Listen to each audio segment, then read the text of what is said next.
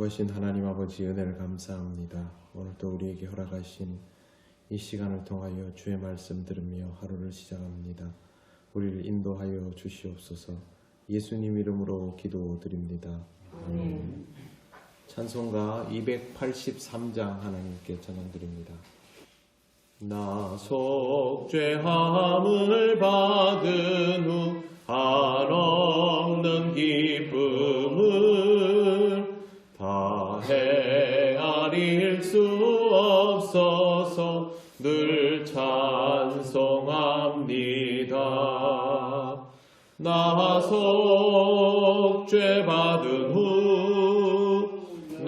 속죄받은 후 주를 찬미하겠네. 나 속죄받은 후 주의 이름 찬미하겠네. 나 속죄함을 받은 후 내 맘이 새로워 주 뜻을 준행하면서 죄길을 버리네. 나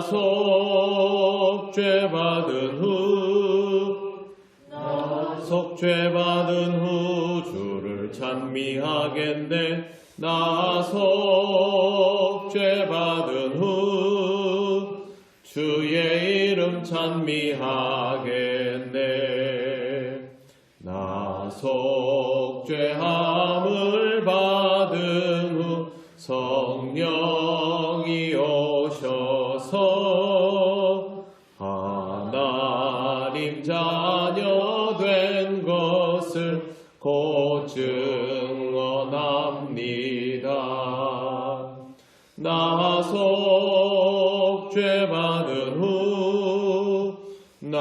속죄받은 후 주를 찬미하겠네. 나 속죄받은 후 주의 이름 찬미하겠네.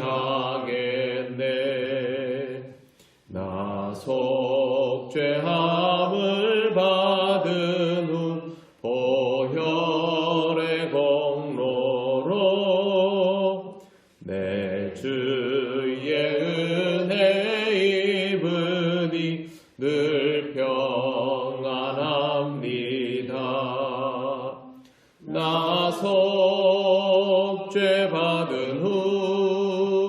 나 속죄받은 후 주를 찬미하겠네. 나 속죄받은 후 주의 이름 찬미하겠네.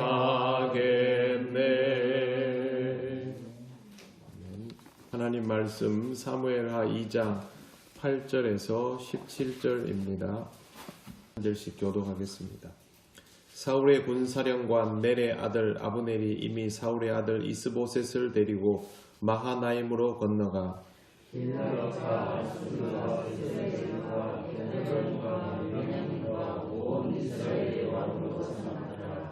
사울의 아들 이스보셋이 이스라엘 왕이 될 때 나이가 40세이며 2해 동안 왕위에 있으니라. 유다 족속은 다윗을 따르니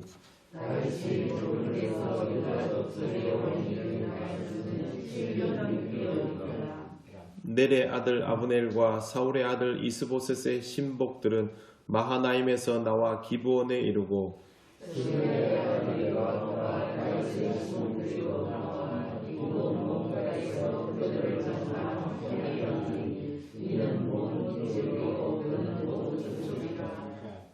아브넬이 요압에게 이르되 원하건대 청년들에게 일어나서 우리 앞에서 겨루게 하자. 요압이 이르되 일어나게 하자 하매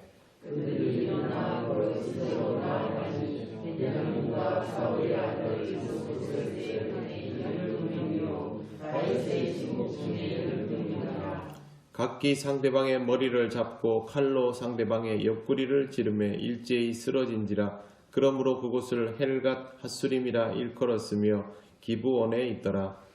그날의 싸움이 심히 맹렬하더니 아브랄과 이스라엘 사람들이 다윗의 신복들 앞에서 패하니라.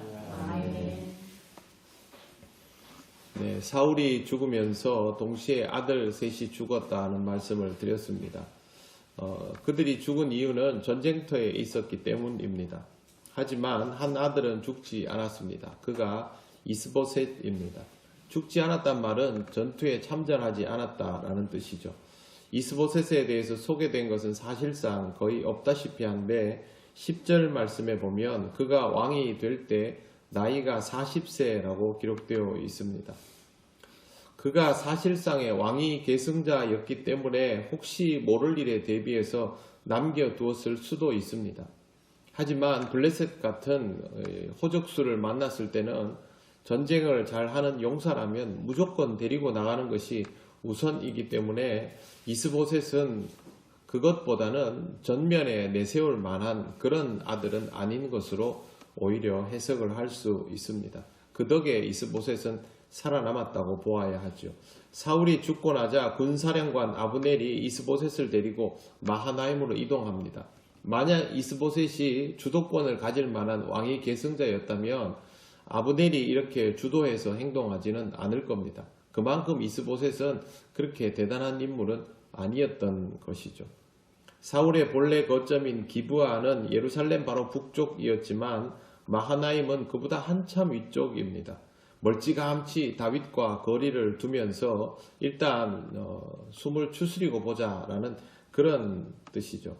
아브넬은 길랏과 아술과 이스라엘과 에브라임과 베냐민과 온 이스라엘의 왕으로 이스보셋을 추대했습니다. 나이가 적지 않은 사람임에도 불구하고 그는 주도적이지 않았고 오히려 옆에 있는 이들이 더 주도적으로 아브넬이 이 상황을 쟁취했다라고 보아야 하고 이스보셋은 이런 상황에서도 겨우 2년 왕위에 앉아 있습니다. 더구나 유다 지파는 이스보셋을 따르지 않습니다. 당시 지도를 보면 우리나라 남북한처럼 유다와 이스라엘이 이렇게 아래 위로 나뉘어져 있는데 크기가 딱 우리 북한 남한 크기 같습니다. 6대4 정도의 비율로 유다가 남쪽에 있고 나머지 지파들이 다 북쪽에 위치하고 있는 그런 형국입니다. 유다 한 지파라고 해서 작은 게 아니고 유다 지파가 사실상 이스라엘의 거의 40% 정도의 사이즈이고 실질적인 위력은 전체의 절반이 넘는다고 해도 과언이 아닐 정도였습니다. 이런 상태이기 때문에 유다와 이스라엘은 절대 유다가 열세인 형태가 아니었고 다윗이 통치를 하면서 유다는 점점 안정감을 가지게 되었기 때문에 더더욱 그렇다 하겠습니다. 다윗은 첫 도읍진 헤브론에서 7년 6개월 왕위에 앉아 있으면서 유다를 점점 강하게 만듭니다. 시간이 좀 지나 어느 날 이스라엘과 유다의 용사들이 대치하는 상황이 나옵니다. 기브온에서 만나게 되었습니다. 여기서는 보면 성경에 우리가 읽은 대로 보면 12명씩 나와서 결투를 하도록 전투이지만 결투이죠. 그러면 북이스라엘에서 12명이 나오고 유다에서 12명이 나오면 이 12명은 어떤 사람들이겠습니까? 한마디로 말해서 국가대표입니다. 그들 중에 가장 뛰어난 자 12명. 이 12끼리 싸워가지고 이기면 그 사람들이 그냥 승기를 잡아버리는 상태가 되는 것이기 때문에 아무나 나오지 않는 것이죠. 그러면 이스라엘에서 제일 뛰어난 사람 24명이 나와서 서로 칼을 들고 죽이면 결국 손해는 누가 봅니까? 이스라엘이 다 보는 것이죠. 이 일들이 지금 벌어지게 된 것입니다. 실제로 여기에서는 엄청난 피해가 발생합니다. 오늘 읽은 말씀 16절에 보시면 각기 상대방의 머리를 잡고 칼로 상대방의 옆구리를 찌르매 일제히 쓰러진지라. 이 사람들이 같은 민족이죠. 그리고 같이 전쟁에 참여했던 사람들입니다. 한마디로 말해서 같은 교관에게 같이 훈련받고 똑같은 기술을 가지고 있는 그런 사람들인 것이죠. 우리나라 사람들이 태권도를 배우고 이렇게 해서 똑같은 패턴으로 싸움하는 게 익숙한 것처럼 이 사람들도 자기들 방식에 그게 오래전부터 있습니다. 이스라엘은 옛날부터 격투에 아주 능한 사람들이었거든요. 똑같은 방식으로 머리채를 잡고 옆구리를 찌르는 그런 형태를 취하고 엄청난 사상자가 나옵니다. 그래서 이곳을 헬갓 하수림이라고 부릅니다. 헬갓 핫수림은 대항자들의 뜰이라는 뜻입니다. 왜 지금 상황이 이렇게 됐습니까? 사울 때문입니다. 사울 때문에. 사울 한 사람이 영적인 지도자 역할을 해줄 기대감을 가지고 세워졌던 이스라엘의 왕 사울 한 사람이 전혀 신앙적이지 못하고 아주 세상적으로 자기의 동역자가 될 수 있는 다윗을 대함으로 모든 일들이 틀어지고 이스라엘이 두 쪽으로 나뉘게 되고 거기서부터 모든 문제가 발생하고 지금도 이스라엘에서 제일 중요한 인력들이 서로 죽이기 위해서 이렇게 결투를 하게 된 것이죠. 누가 이기더라도 이건 이스라엘이 지는 싸움이 되는 겁니다. 한 사람의 지도자가 잘못된 길을 가면 전체가 망할 수 있습니다. 그게 바로 어떤 의미인지를 오늘 말씀은 우리에게 잘 보여주고 있는 것입니다. 지금 여기서 사울 때문이라고 말하는 사람은 아무도 없겠지요. 어차피 지금은 대결하고 있으니까. 그리고 이 구도는 앞으로도 계속 갑니다. 첫 단추를 잘못 끼운 것 때문에 그 다음부터 계속 상황이 호전되지 않는 것입니다. 누구든지 이렇게 될 수 있고 누구든지 영향받을 수 있습니다. 한 사람으로 인하여 교회가, 나라가, 집단이 다 악영향을 받을 수도 있고 또 반대로 좋은 영향을 받을 수도 있는 것이죠. 내가 누군가에게 영향력을 미치는 사람이 되어버렸다면 이걸 항상 염두에 둬야 합니다. 나 때문에 우리 집의 신앙이 다 망쳐질 수도 있고 우리 집이 신앙적으로 다시 일어설 수도 있고 바로 그게 한 사람 때문에 일어난다는 것이죠. 복음이 어느 집에 들어갈 때 여러 명에게 들어가지 않습니다. 그 집에 한 사람만 제대로 신앙을 받으면 결국에는 그 집은 복음화가 이루어지는 것이고 그렇게 복음화가 이루어진 집도 한 사람의 이 신주가 잘못 행동하면 어느 날 대가 끊기게 되는 것이죠. 한 사람 때문입니다.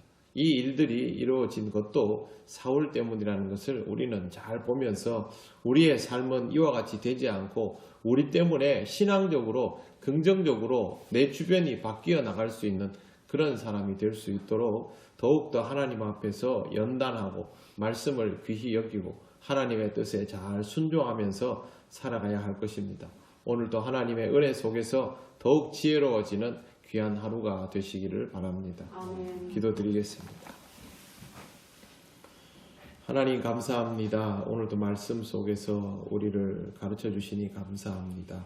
이 좋지 못한 상황이 사울 한 사람의 욕심으로 인하여 비롯되고 다른 사람들이 그것을 답습함으로 악화되고 있음을 봅니다. 하나님 우리에게는 이런 부정적인 상황들이 나오지 않게 하시고 반대로 우리를 통하여 모든 상황들이 하나님께 맞추어지고 또 호전되어 갈 수 있도록 하나님 인도하시고 역사하여 주시옵소서. 오늘도 하나님 우리를 이끌어 주셔서 조금 더 지혜로워지기를 원하며 조금 더 겸손한 하루가 되기를 원합니다. 성령님 우리를 인도하여 주시고 또 병중에 있는 우리 성도들 지켜주셔서 오늘도 주님의 이름으로 주님의 권능으로 주님 치료하시는 그 손길로 이기며 살아가게 하옵소서. 감사드리며 예수님 이름으로 기도드립니다. 아멘. 하늘에 계신 우리 아버지, 아버지의 이름을 거룩하게 하시며 아버지의 나라가 오게 하시며 아버지의 뜻이 하늘에서와 같이 땅에서도 이루어지게 하소서. 오늘 우리에게 일용할 양식을 주시고 우리가 우리에게 잘못한 사람을 용서하여 준 것 같이 우리 죄를 용서하여 주시고 우리를 시험에 빠지지 않게 하시고 악에서 구하소서. 나라와 권능과 영광은 영원히 아버지의 것입니다. 아멘.